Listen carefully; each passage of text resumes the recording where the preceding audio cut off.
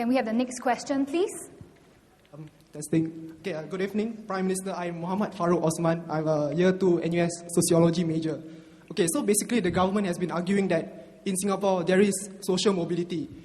I think this is probably true, but I think a serious analysis of mobility in Singapore should make a distinction between absolute mobility and relative mobility. The point is, relative mobility is the true measure of mobility. And so, like for example, we can say that both students from high-income family and low-income family experience improvement in their life chances. But the point is, what matters is whether both groups improve at the same rate. Sadly, in Singapore, this isn't the case because the playing field isn't level. And furthermore, to put it simply, we might be doing well in terms of absolute mobility, but in terms of relative mobility, we are doing absolutely badly. So, and this is exacerbated by the fact that although Singapore is a first world country, it has a third world wage structure, and this is according to the Straits Times, not from anywhere else. And even Professor Do you believe everything you read in the Straits Times? Yes, these are like academic discussions. That's why I believe. Yeah, and even Professor Tomiko agreed with this. So my question is... But I disagree with Professor Tomiko.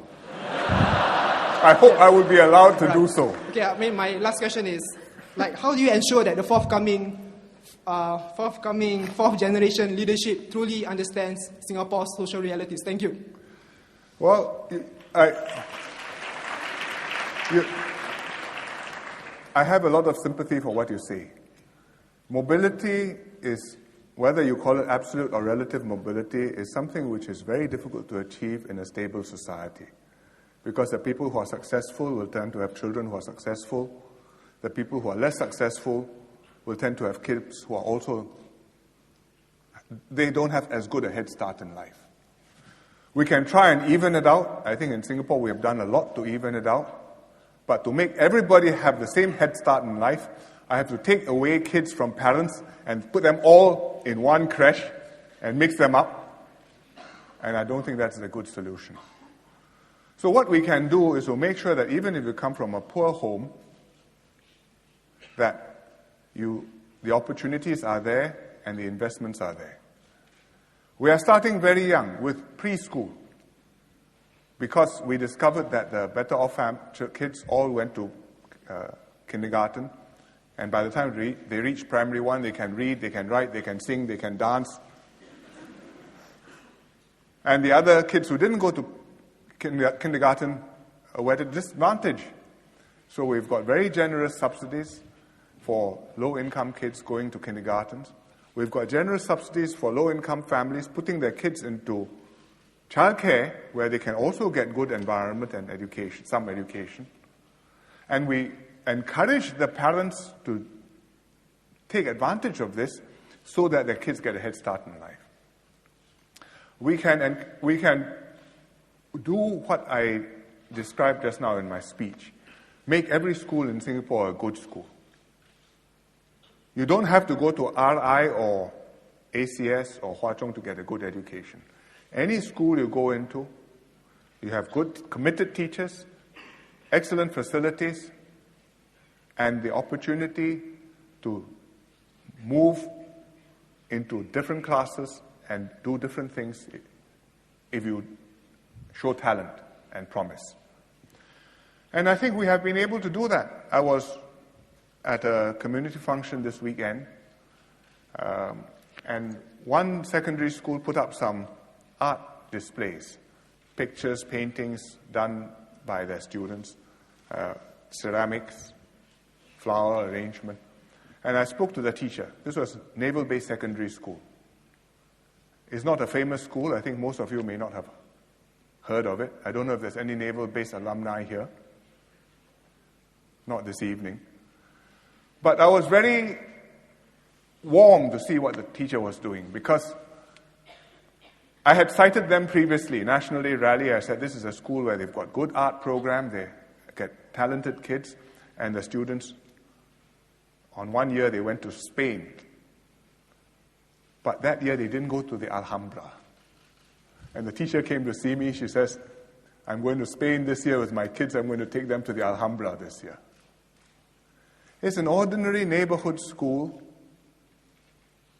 but we can provide this because we've got EduSave, because we've got opportunity funds, because the government cares about it.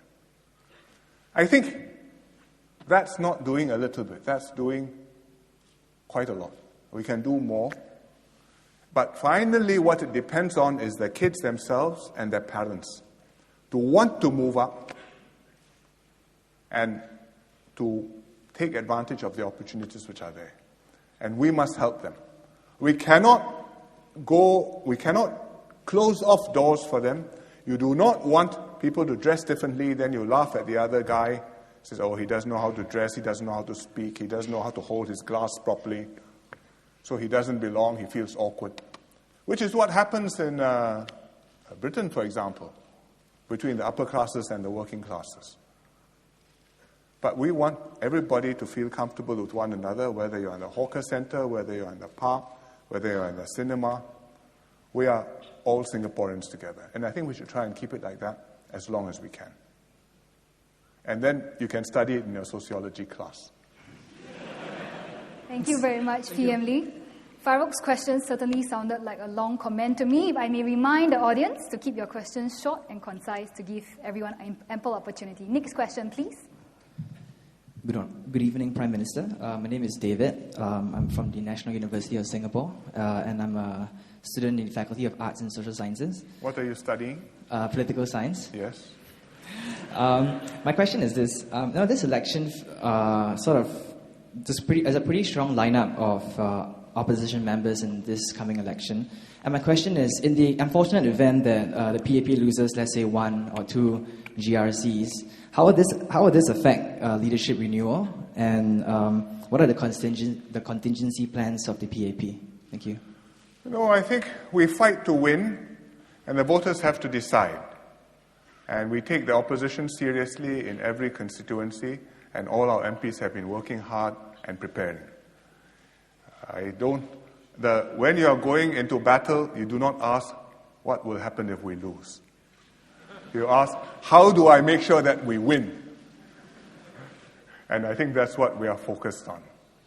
But whatever the outcome, these are very serious decisions which voters are making when they go to the polls and mark the ballot paper. So they have to think carefully, and they have to live with the consequences of their choices. Thank you for your answer, PM Lee.